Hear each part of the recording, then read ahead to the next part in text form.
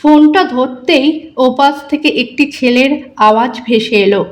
বেশ ভদ্র ভাষায় ছেলেটি বলছে, স্যার, অ্যামাজন থেকে ভোলা বলছি, একটা ডেলিভারি আছে। আমি আপনার বাড়ির সামনে দাঁড়িয়ে আছি, একটু নিয়ে নেবেন? অপরেশ ভাবছে কি করবে এখন। সুমিত্রা তো একটু আগেই বাথরুমে গেছে, স্নান সেরে বেরোতে সময় লাগবে। ততক্ষণ তো আর ওকে দাঁড় করিয়ে রাখা যাবে না। চেঁচিয়ে জিজ্ঞেস করলো, সুমি, অ্যামাজনে অর্ডার দেওয়া ছিল নাকি? হ্যাঁ হ্যাঁ ছিল, ডেলিভারি দিতে এলে নিয়ে নাও। তোমার কি বেরোতে দেরি হবে? আজ তো আবার মঞ্জুয়া কাজে আসেনি, আমার শরীরটা তো ঠিক নেই, সিঁড়ি দিয়ে ওঠানামা করলে আবার। আমার অন্তত আরও 10-15 মিনিট লাগবে, ততক্ষণ তো আর দাঁড়াবে না। তুমি বরং একটু কষ্ট করে নিচে গিয়ে নিয়ে নাও না, সাবধানে রেলিং ধরে ধরে যেও। ফোনটা ধরাই ছিল, একটু অপেক্ষা করতে বলে চাবিটা নিয়ে ধীরে ধীরে নিচে গিয়ে দরজা খোলে অপরেশ। ওটিপি দিয়ে প্যাকেটটা নিয়ে পিছন ঘুরতেই মাথাটা চক্কর দিয়ে উঠল। চোখ মুখ অন্ধকার লাগছে। হাত থেকে প্যাকেটটা ছিটকে পড়ল সিঁড়ির নিচে।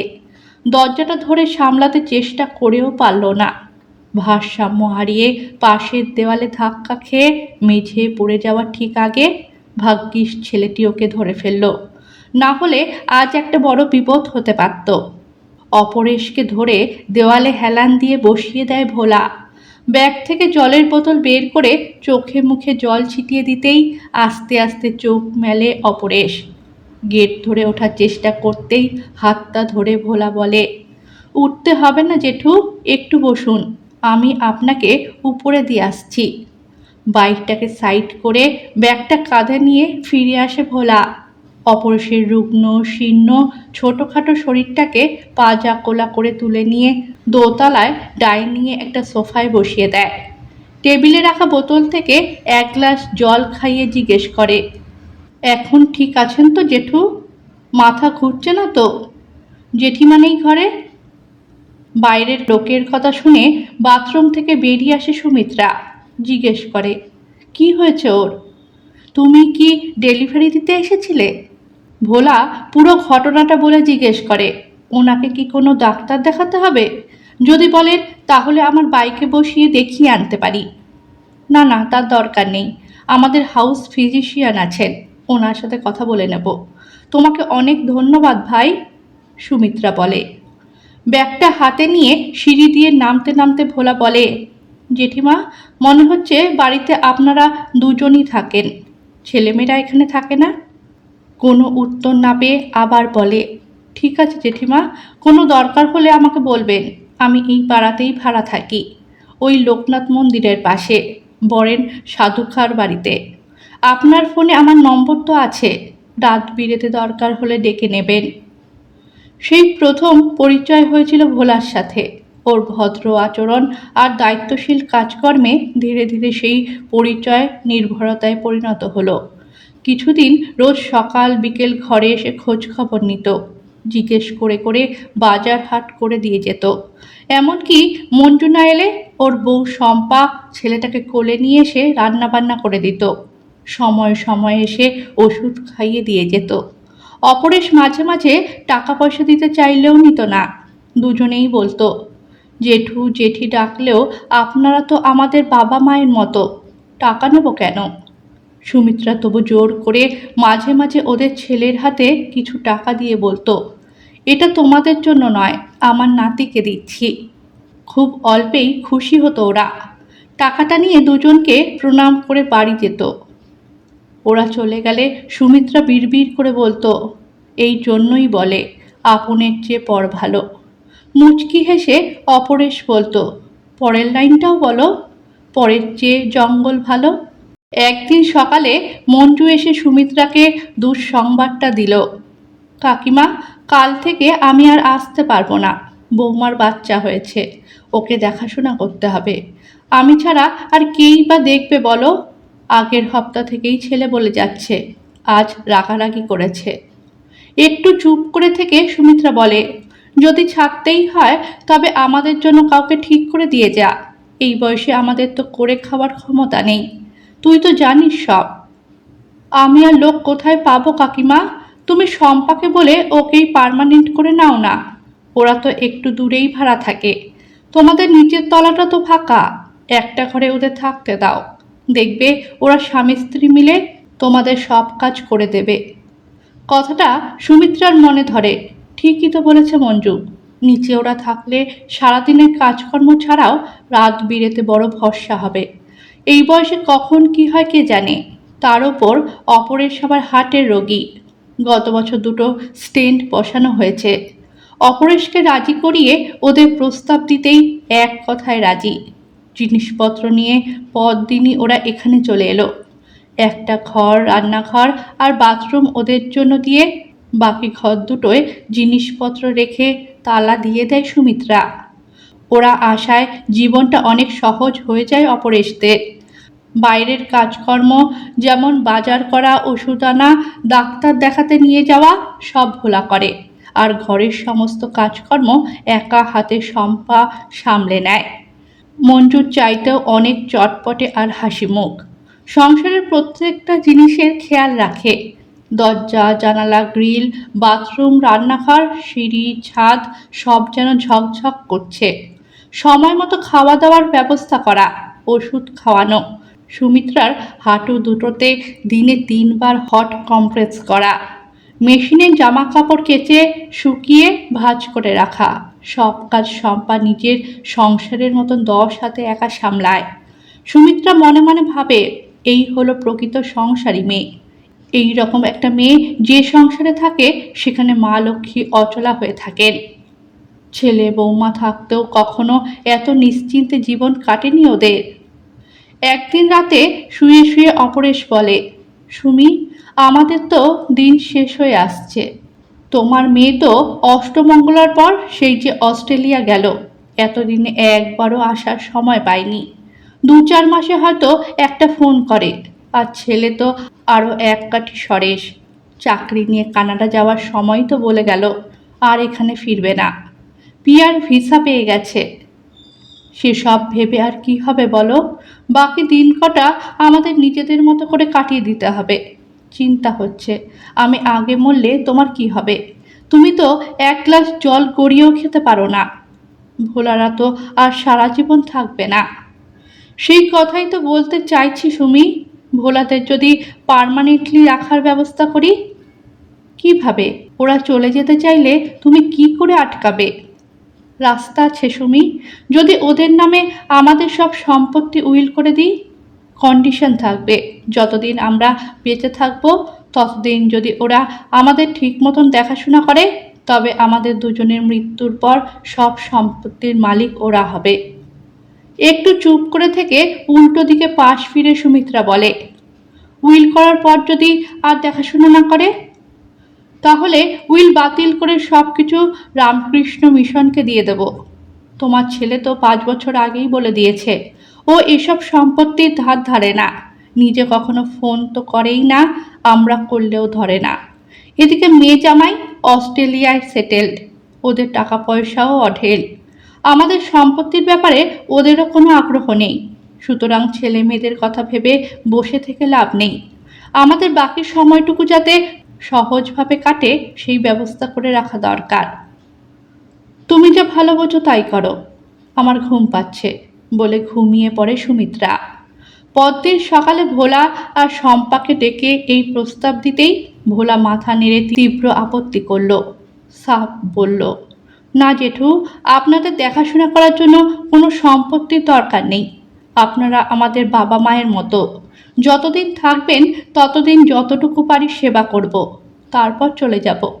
আমরা খেটে খেতে চাই জেঠু, শুধু আমাদের একটু আশীর্বাদ করবেন। অপরেশ আর সুমিত্রা চোখ চাওয়াচাই করে। চোখের ভাষায় বলে, এমন মানুষ এখনো আছে? এরকম ছেলে মেয়ে যেন ঘরে ঘরে জন্মায়। কপট রাগ দেখিয়ে অপরেশ বলে, তোমরা চুপ করো, তোমাদের কোনো কথা শুনবো না। আমরা কি শুধু নিয়েই যাব? তোমাদের কিছু দেব না? আমি আমার উকিল বন্ধু নিরঞ্জনকে ডেকেছি, তোমাদের সামনেই সব কথাবার্তা হবে। বলতে বলতেই নিরঞ্জন চলে এলো। চা খেতে খেতে সব শুনে ভোলা আর শম্পার আধার আর প্যান কার্ড চেয়ে নিল। মোবাইলে সবার আলাদা আলাদা ছবি তুলে সবার কন্ট্যাক্ট নম্বর নিয়ে বলল, কাগজপত্র তৈরি করতে সপ্তাহখানেক সময় লাগবে। সামনের মঙ্গলবার দোলের দিন সকালে উইল রেডি করে নিয়ে আসবো। ওই দিন সই হবে। সিঁড়ি দিয়ে নামতে নামতে আরও বলল, দুজন সাক্ষী লাগবে। আমার ছেলে আর বৌমাকে নিয়ে আসবো, ওরা সাক্ষী হয়ে যাবে। অনেকদিন সপরিবারে আসা হয়নি তোর বাড়ি। কেন, তোর স্ত্রী লাবণ্য কি দোষ করলো? ওকেও নিয়ে আয়, অপরেশ বলে। ও আসবে কি করে? 1 মাস হলো ব্যাঙ্গালোরে ভাইয়ের কাছে গিয়ে বসে আছে, কবে ফিরবে ঠিক নেই। অপরেশ হেসে বলে, আমার তরফ থেকে ওদের নিমন্ত্রণ রইল। শুধু ব্রেকফাস্ট নয়, লাঞ্চও করবো একসাথে। দোলের দিন সকাল 9টা নাগাদ ছেলে সুরঞ্জন আর বৌমা রঞ্জনাকে নিয়ে নিরঞ্জন এসে গেল। ভোলা সেদিন ছুটি নিয়েছে। শম্পার সাথে হাত মিলিয়ে লুচি, আলুর দম আর মিষ্টি দিয়ে প্লেট সাজিয়ে পরিবেশন করেছে। সবাই মিলে হৈ হৈ করে ব্রেকফাস্ট সারা হলো। কফি খাওয়া শেষ হলে ভোলা আর শম্পা সবার পায়ে আবির দিয়ে প্রণাম করে আশীর্বাদ নিল। বাচ্চাটাকেও দোলনায় শুয়ে আবার আশীর্বাদ নিল। খুশি হয়ে অপরেশ বলে, বন্ধু, তোর জন্য কতদিন পর বাড়িটা আবার যেন ঝলমলিয়ে উঠেছে। মাঝে মাঝে এরকম চলে আসিস না। তোর ছেলে বৌমাও কিন্তু খুব মিশুকে আর হাসি খুশি। মুচকি হেসে নিরঞ্জন বলে, এখনই এত খুশি হয়ে পড়িস না অপরেশ। কে বন্ধু আর কে ধান্দায় আছে সেটা বোঝা কিন্তু অত সহজ নয়। মুখোশটা না খোলা পর্যন্ত আসল মানুষকে চিনবি কি করে? আজ এখানে অনেক নাটক হবে, চুপ করে শুধু দেখে যা। কাজ করতে করতে কথাটা কানে যেতেই হঠাৎ দাঁড়িয়ে পড়ে ভোলা। হাতের জিনিসপত্রগুলো টেবিলে রেখে দিয়ে বলে, জেঠু, আমি একটু আসছি, স্টোরে যেতে হবে একবার, তাড়াতাড়ি চলে আসবো। কথা শেষ করে সিঁড়ির দিকে পা বাড়াতেই তড়াক করে উঠে ওর সামনে গিয়ে রাস্তা আটকে দাঁড়ায় সুরঞ্জন। খপ করে একটা হাত চেপে ধরে বলে, কোথাও যেতে পারবি না ভোলা, ওরফে খোকন, ওরফে বাদল, ওরফে আরও বলবো নাকি? গেটের বাইরে পুলিশ দাঁড়িয়ে আছে, চুপ করে বস এখানে, তোর খেলা আজ খতম। এক ঝটকায় হাত ছাড়িয়ে 3তলা সিঁড়ির দিকে দৌড়ে ওঠার চেষ্টা করতেই রিভলভার বের করে ভোলার দিকে তাক করে সুরঞ্জন। ওদিকে শম্পা রান্নাঘর থেকে ছেড়ে দিন, ওকে ছেড়ে দিন বলে চেঁচাতে চেঁচাতে সবজি কাটার ছুরিটা নিয়ে সুরঞ্জনের দিকে ছুটে যেতেই ঝাঁপিয়ে পড়ে ওর হাত থেকে ছুরিটা কেড়ে নেয় রঞ্জনা। চুলের মুঠি ধরে জোরে কয়েকটা থাপ্পড় মেরে শম্পাকে মেঝেতে ফেলে দেয়। ইতিমধ্যে নিচ থেকে কয়েকজন পুলিশ উঠে এসেছে। ভোলা আর শম্পাকে ওরা অ্যারেস্ট করে নিয়ে চলে গেল। একটু পরেই একজন মহিলা পুলিশ এসে বাচ্চাটাকেও নিয়ে গেল। ঘটনার আকস্মিকতায় হতভম্ব হয়ে যায় অপরেশ আর সুমিত্রা। জিজ্ঞেস করে, কি ব্যাপার রে নিরঞ্জন? আমি তো কিছুই বুঝতে পারছি না। কি করেছে ওরা যে পুলিশ ধরে নিয়ে গেল? নিরীহ বাচ্চাটাকে কোথায় নিয়ে গেল? পুলিশকে খবরই বা দিল কে? টেনশন নিস না বন্ধু, সৌভাগ্যবশত আজ তোরা প্রাণে বেঁচে গেলি। ওদের প্ল্যান ছিল আজ উইলটা সই হয়ে গেলে রাতেই তোদের দুজনকে খুন করবে। কি বলছিস বন্ধু? ওরা এ কাজ করতো এটা বিশ্বাস করা কঠিন। আরে, এই একটা বছর তো ওরাই আমাদের বাঁচিয়ে রেখেছে, মারলে তো আগেই মারতে পারত। উইলটার কথা তো আগে বলিসনি, তাই মরিসনি। দেখ, তোরা কত বছর বাঁচবি সেটা তো কেউ জানে না। উইল সই হওয়ার পর ওরা কি অনিশ্চিতকাল অপেক্ষা করবে? তাই আজ রাতে তোদের দুজনকেই এমনভাবে খুন করতো যাতে ওদের কেউ সন্দেহ না করে। কিভাবে? জিজ্ঞেস করে অপরেশ। হয়তো ছাদে ঘুরতে নিয়ে গিয়ে দুজনকেই ধাক্কা মেরে ফেলে দিয়ে বলতো ছেলে মেয়েরা কেউ দেখে না বলে মনের দুঃখে একসাথে আত্মহত্যা করেছে। হয়তো সিঁড়ি দিয়ে ধাক্কা মেরে ফেলে দিয়ে বলতো অসতর্কতার জন্য পড়ে মারা গেছে। হয়তো বা মুখে বালিশ চাপা দিয়ে মেরে বলতো কোনো কারণে দম আটকে মারা গেছিস। যেভাবেই হোক উইল সই হয়ে গেলে আজই তোদের শেষ রাত ছিল। সুমিত্রার মুখের দিকে তাকিয়ে খানিকক্ষণ চুপ করে থাকে অপরেশ। ঘোলাটে চোখে জিজ্ঞেস করে, কিন্তু তোরা এত কথা কি করে জানলি? সেদিন তোর বাড়ি থেকে ফিরে ওদের ছবি, ফোন নম্বর আর ডকুমেন্টগুলো ছেলেকে দিয়ে একটু চেক করতে বললাম। সাধারণত উইল করার আগে এটা আমি করি। জানিস তো, সুরঞ্জন এখন কলকাতা পুলিশের অ্যাসিস্ট্যান্ট কমিশনার, লালবাজারে আছে। আর এই যে আমার বৌমা রঞ্জনা, ও তো তোদের লোকাল থানার এসআই। ওরা দুজনে মিলে ওই ফোন নম্বর দুটোকে ট্র্যাক করতেই পুরো ঘটনাটা জানা যায়। ওদের আধার আর প্যান কার্ডও জাল। কি বলছিস? আতকে উঠে বলে অপরেশ। তাহলে আর বলছি কি, এর আগেও ওরা বেশ কয়েকটা এই রকম কাজ করেছে। প্রমাণের অভাবে কয়েক মাস জেল খেটে ছাড়া পেয়ে যায়। একটা বড় নেটওয়ার্কের সাগরে তোরা। এবার ওদের ফোনে একটা ইসরায়েলি স্পাইওয়্যার ব্যবহার করে সমস্ত কথাবার্তা রেকর্ড করেছে বৌমা। অত সহজে এবার আর ছাড়া পাবে না। কথা বলতে বলতেই একটা ফোন আসে নিরঞ্জনের। একটু সরে গিয়ে আস্তে আস্তে কথা বলতে থাকে। দেখতে দেখতে দুপুর হয়ে যায়। লাঞ্চ রেডি করার জন্য সুমিত্রা উঠে দাঁড়াতেই সুরঞ্জন বলে, কাকিমা একটু পরে খাচ্ছি, আরেকটা চমক আছে, জাস্ট 5 মিনিট। সুমিত্রা বলে, ওরে বাবা, আবার কি হবে? আমার কিন্তু ভয় করছে। না কাকিমা, ভয়ের চমকটা শেষ হয়ে গেছে, এবার খুশির চমক। সিঁড়িতে অনেকের কথাবার্তা শুনে উঠে দাঁড়ায় অপরেশ আর সুমিত্রা। মা, বাপি, কেমন আছো তোমরা? বলতে বলতে কারা ঘরে ঢুকছে। এসব শর্ত তো খুব চেনা। এগুলো শোনার আশাতেই তো দিন রাত প্রতিটা মুহূর্ত কাটে ওদের। তবে কি সত্যি সত্যি? সুমন আর সঞ্জনা সামনে এসে দাঁড়াতেই যেন এক ঝলক দক্ষিণা বাতাস খেলে গেল ঘরের মধ্যে। মুহূর্তে ওরা এসে বাবা মাকে জড়িয়ে ধরতেই আর নিজেকে সামলাতে পারল না সুমিত্রা। হাউ হাউ করে কাঁদতে কাঁদতে বলে ওঠে, অবশেষে তোরা এলি। আমরা তো ভাবছিলাম এ জীবনে আর তোদের মুখ দেখতে পাবো না। আমাদের দাদু ভাই আর দিদিভাই কোথায়? তাদের তো চোখেই দেখলাম না। বৌমা আর জামাই বা কোথায়? ছেলে কোলে নিয়ে বৌমা রত্না আর লাগেজ নিয়ে জামাই মন্দার এসে প্রণাম করে অপরেশ আর সুমিত্রাকে। নাতিকে কোলে নিয়ে বুকে জাপটে ধরে আদর করতে থাকে সুমিত্রা আর অপরেশ। সুরঞ্জনা বলে, মেয়েটা আসতে পারেনি মা, ওর স্কুলে টেস্ট চলছে, পরের বার নিয়ে আসবো। সোফায় বসে মিটিমিটি হাসতে হাসতে পুরো ঘটনাটা উপভোগ করে নিরঞ্জন আর তার পরিবার। প্রাথমিক উত্তেজনা কাটার পর ওদের জন্য একটু হালকা খাবার আর সবার জন্য ব্ল্যাক কফি বানিয়ে আনে সুমিত্রা। খেতে খেতে সুমন বলে, মা, নিজেদের জীবন আর কেরিয়ার নিয়ে ভাবতে ভাবতে তোমাদের কথা আমরা বেমালুম ভুলেই গিয়েছিলাম। কি স্বার্থপর না আমরা!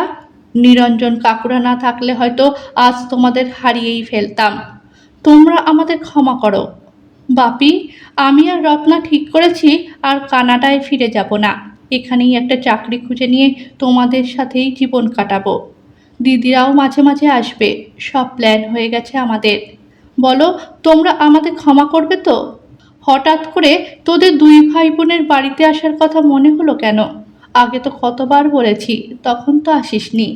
প্রশ্ন করে অপরেশ। খানিকক্ষণ মাথা নিচু করে থেকে সুমন বলে, ভোলা আর শম্পার আসল রূপ জানার পরেই সুরঞ্জনদা আমার ফোন নাম্বার জোগাড় করে কন্ট্যাক্ট করে। পুরো ঘটনা জানিয়ে বলে, এখনও যদি না আসি তবে এ জীবনে আর দেখা নাও হতে পারে। আমি আর দেরি না করে তখনই দিদির সাথে যোগাযোগ করে একসঙ্গে এখানে আসার ব্যবস্থা করি।